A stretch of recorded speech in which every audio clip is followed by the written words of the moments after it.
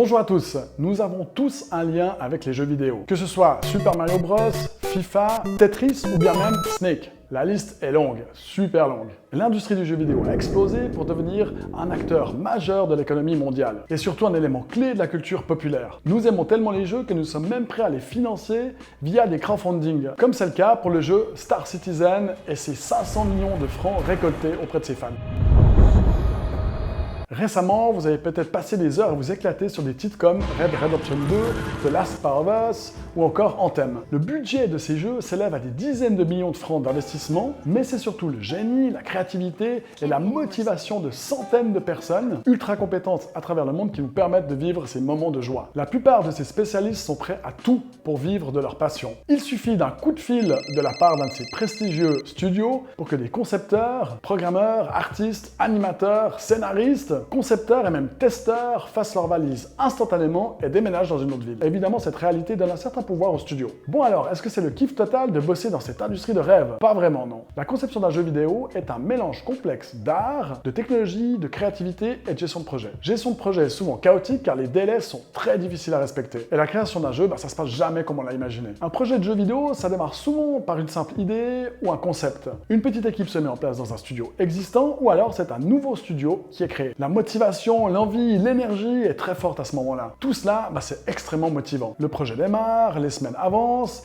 et les membres de cette petite équipe enchaînent des semaines de plus de 100 heures. Tout ça pour que le projet devienne réalité. Si le projet est prometteur, alors le studio va investir sérieusement pour que les équipes se dotent de dizaines, voire de centaines de nouveaux collaborateurs. Un jeu comme Red Dead Redemption 2, par exemple, du fameux studio Rockstar Games, c'est 1600 collaborateurs. Certains parlent même de 2000 collaborateurs. Bon, revenons à notre projet. Les mois s'enchaînent, voire les années, avec son lot interminable de problèmes financiers, techniques et défis avant que le jeu entre dans sa dernière partie de création, et souvent, c'est un crunch. Le crunch, c'est une pratique courante dans cette industrie, durant laquelle l'équipe travaille comme des forcenés pour terminer la dernière phase de jeu. Des journées interminables de 12 voire 16 heures où certaines personnes ne mangent plus et parfois même ne dorment plus et skippent complètement leur vie privée. Tout ça pour respecter la date de sortie qui la plupart du temps a déjà été repoussée 2 voire 3 fois. On parle alors de double voire de triple crunch. Les grands studios dont je vous parlais, Rockstar et ses 1600 collaborateurs, ne sont pas épargnés par ce phénomène difficilement évitable mais clairement toxique. D'ailleurs, certains collaborateurs parlent de crunch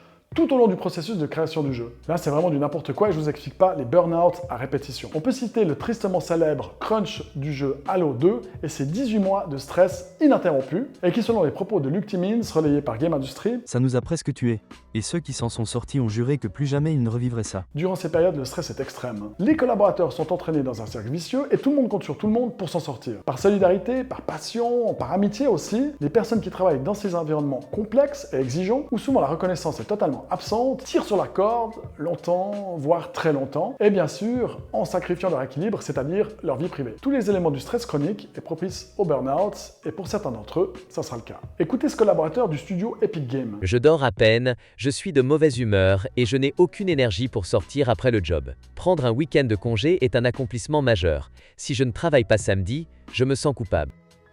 Je ne suis pas forcé de travailler de cette manière, mais si je ne le fais pas, le travail ne sera pas fait. La pression ne vient pas que des actionnaires et du management, mais bien des gamers qui veulent absolument que le jeu sorte le plus vite possible. D'ailleurs, certains messages de la communauté de gamers fait froid dans le dos. Le pire est qu'il n'est pas rare qu'un studio licencie en masse juste après la sortie du jeu, alors que celui-ci a cartonné et s'est vendu à plusieurs millions de copies. Car le studio, excusez-moi l'expression, ne sait plus quoi faire de tous ses collaborateurs.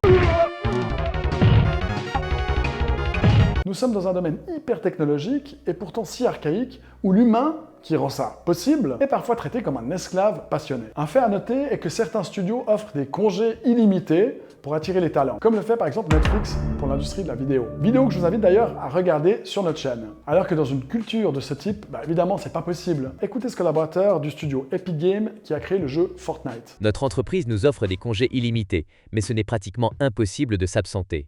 Si je prends des vacances, la charge de travail tombe sur mes collègues et personne ne veut être the bad guy. Il y a bien eu des tentatives de changer cette industrie. Je pense par exemple à la fameuse Spooz Letter envoyée fin 2004 au studio Electronic Arts. Electronic Arts, ça devrait vous dire quelque chose. EA Sports. It's in the game. Par une épouse d'un collaborateur qui décrit les conditions de travail absolument éreintantes auxquelles était soumis son mari et les autres employés d'Electronic Arts et qui a conduit le studio à payer plusieurs dizaines de millions de dédommagements. Fait drôle, ou plutôt tragique à mentionner, ce studio faisait partie, selon le magazine Fortune, des 100 meilleures entreprises pour qui travailler en 2003, l'année précédant la lettre. Cette industrie qui fournit de la joie à des millions de personnes, faut le dire, est aussi hyper compétitive, impitoyable, et y survivre dans la joie et la bonne humeur, c'est pas chose aisée. Cela peut être passionnant de vivre une période courte, intense de travail en équipe, que l'on pourrait appeler crunch à la fin d'un processus menant à la création d'un produit ou d'un service. Mais il faut être prudent, car les périodes hyper intenses où tout le monde est super engagé, ça peut aussi mener à de l'épuisement et à un burn-out. Cependant, cela n'a rien à voir avec la culture du crunch, qui sous-entend que travailler régulièrement comme des forcenés est quelque chose de positif. Pour ma part, fan de jeux vidéo, je vous avoue avoir un peu déchanté en lisant l'excellent livre sur le sujet